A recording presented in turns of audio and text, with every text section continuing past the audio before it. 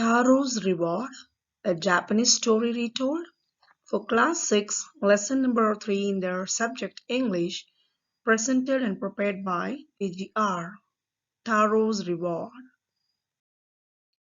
This story is from Japan. So before entering into the story, I want to show you the structure and the situation of Japan, where it's situated in our globe.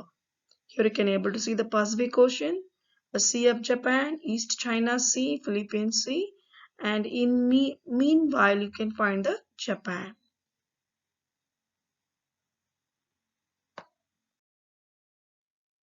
And here you can able to identify the physical map of Japan. You can clearly able to see the Japan and its capital Tokyo, which lies in the Pacific Ocean and near to South Korea. And you can find the Hiroshima and Nagasaki. These are the important places in the Japan. And our story, Taro's Reward, is mainly from Japan, but it was retold for us, for the readers.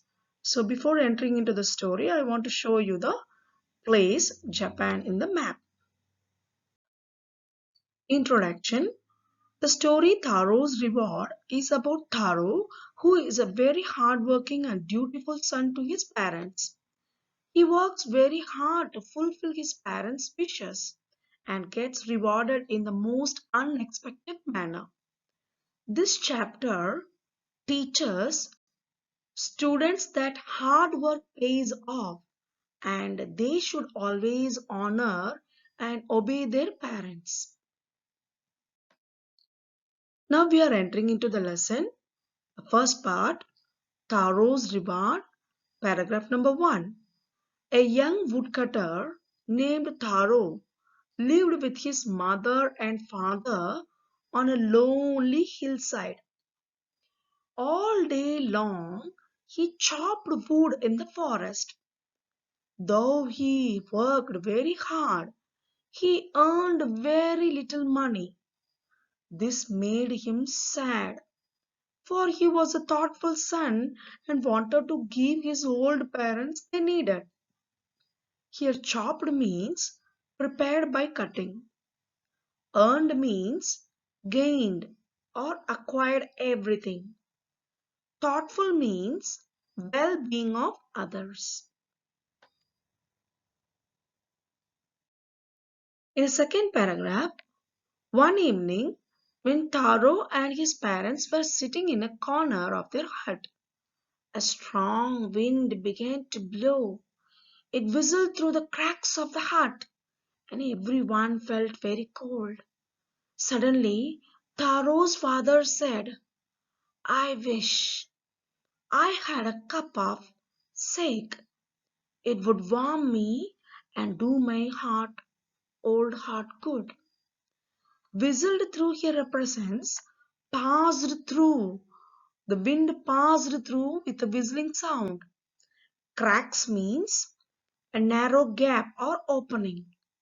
Sake means Japanese alcoholic beverage made from fermented rice. Actually, the word sake, sake, is pronounced sake, sakai in Japan language.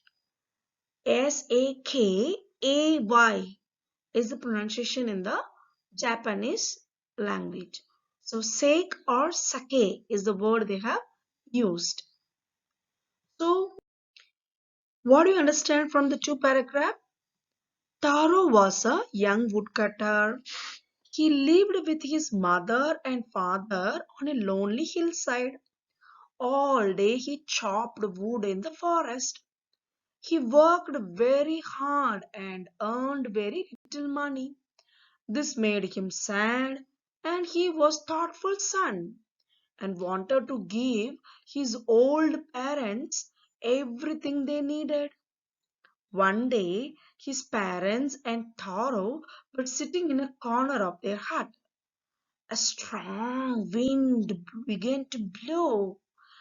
It damaged their hut, and the wind entered through the crack, and all of them felt very cold.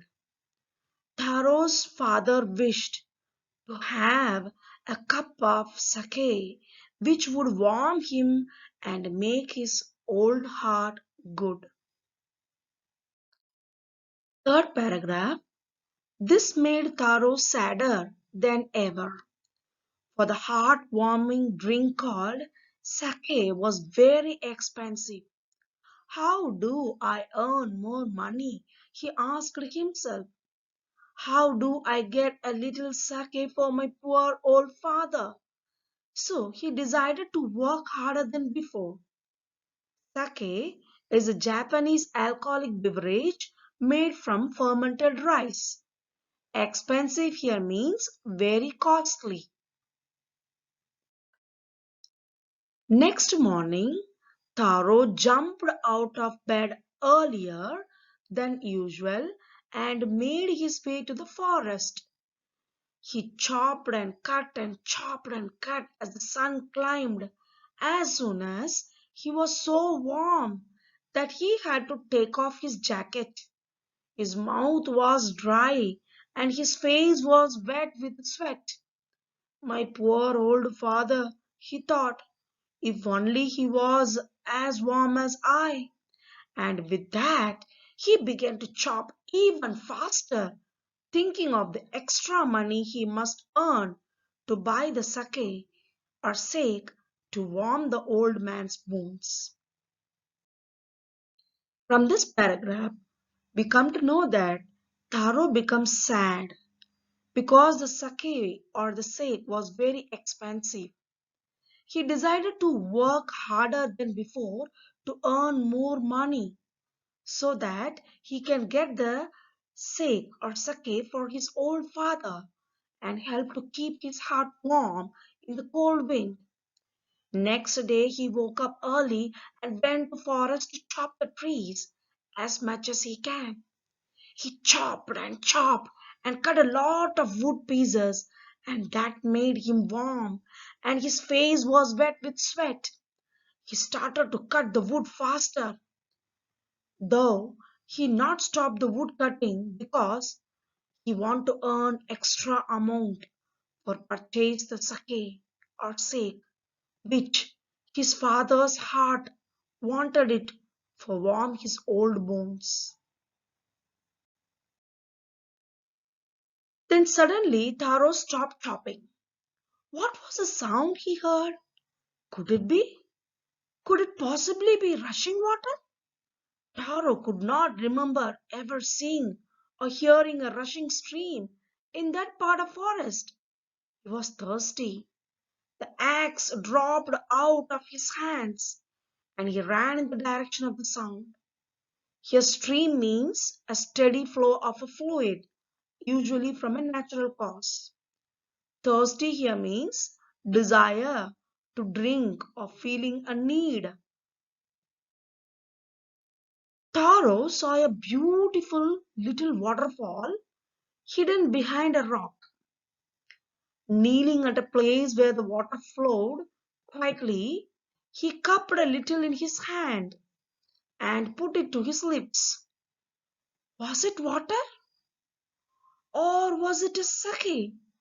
He tasted it again and again, and always it was the delicious sake instead of the cold water. Hidden here means out of sight, difficult to find. Kneeling means supporting yourself on your knees or touch ground in your knees. Cupped a little in his hand means took some in his hands. So what we understand from the following two paragraphs? Taro dropped his axe and Taro ran in the direction of the stream because he was thirsty. Secondly, he had never before heard the sound of falling water in that area. At last, Taro found a waterfall in that jungle area because God helped him actually by showing the waterfall in that forest. He tasted the water from the waterfall. The water tasted like a sake or a magic sake. He was not believed. So again and again he tasted it and found that it was delicious sake and not a common cold water. Actually, for it's a water, but according to him, it, it reminds like a sake. Taro quickly filled the pitcher he had with him and hurried home. The old man was delighted with the sake. After only one swallow of the liquid, he stopped shivering and did a little dance in the middle of the floor. That afternoon, a neighbor stopped by for a visit. Taro's father politely offered her a cup of the sake. The lady drank it greedily and thanked the old man. Then Taro told her the story of the magic waterfall. Thanking them for the delicious drink, she left in a hurry. By nightfall, she had spread the story throughout the whole village. Pitcher means a pot usually made of mud. Delighted here means filled with wonder and joy or pleasure. Delicious means very tasty. So, what do you understand from the above paragraph? Taro quickly took his pitcher and filled it with the magic sake. Okay, then he reached or hurried his home. He offered that magic sake or sake to his shivering father. Taro gave the sake to his shivering father and he became happy to think that he satisfied his father. The old man delighted and started to do little dance in the floor. His body and heart felt the good warmth with a single sip of that sake. The old man offered a cup of that sake to his neighbor lady who visited their home that afternoon. And he also told her about the discovery of the magic waterfall. And that lady spread the story throughout the whole village. Here you can able to see the picture of the pitcher. Pitcher means a type of water bottle made by mud.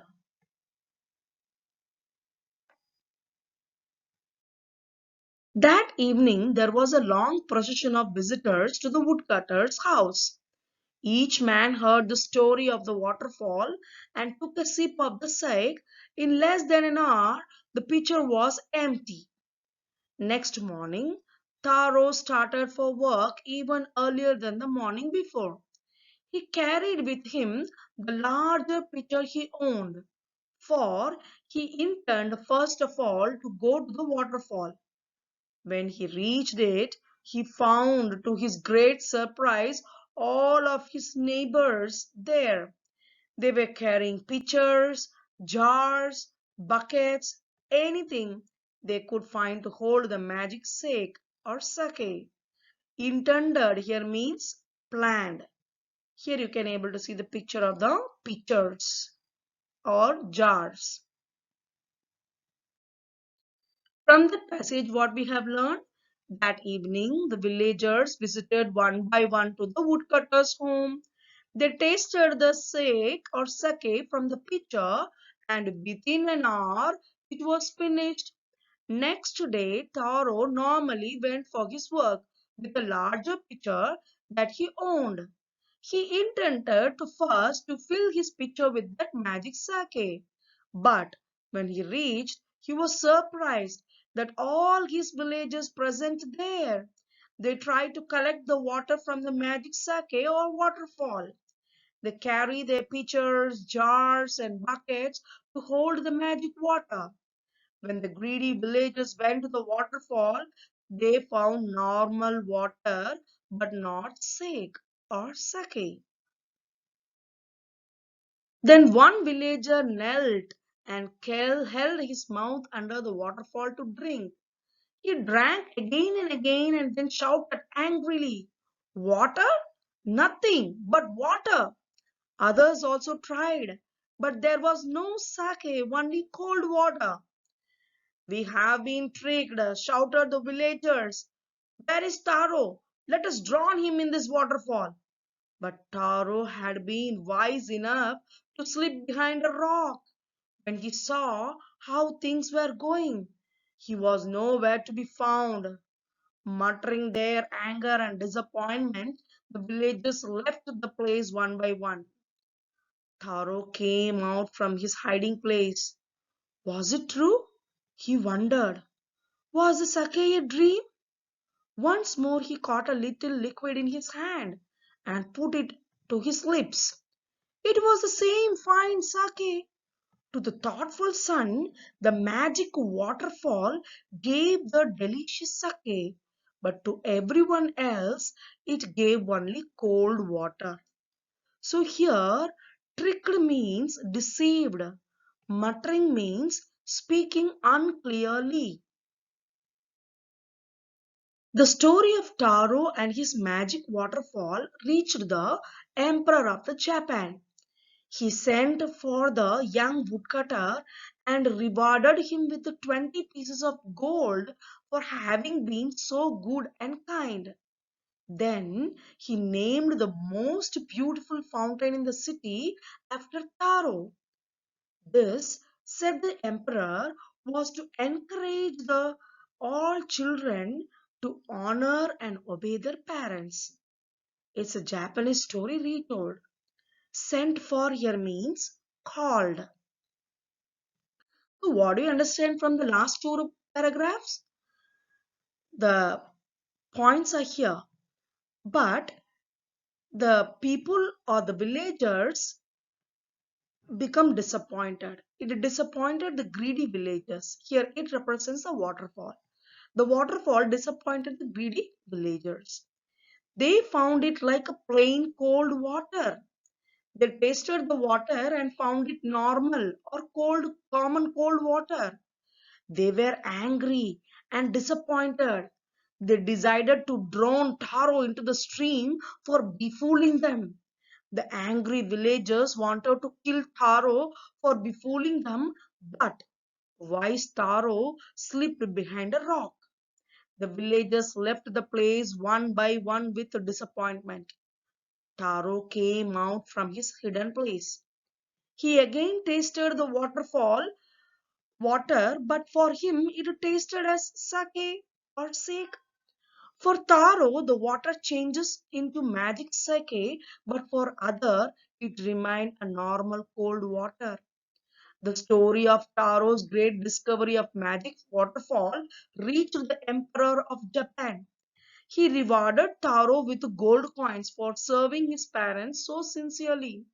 The emperor really rewarded Taro with 20 pieces of gold for his goodness.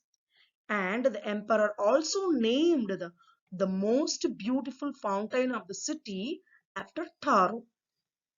Here you can able to see the picture of the sake or sake in a Japanese style. Now the lesson is over and now we are going for the recapitulation of the story. That means summary of the story in a gist. What we understand from the lesson, Taro was a young woodcutter.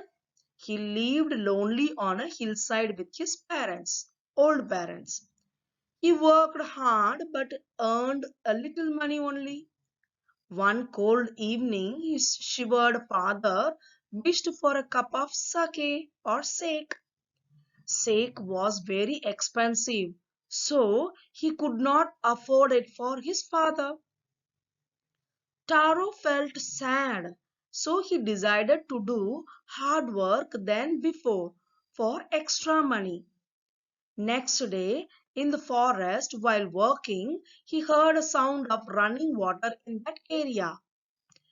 He discovered a waterfall and tasted it. It was a delicious sake or sake. He shared it with his father.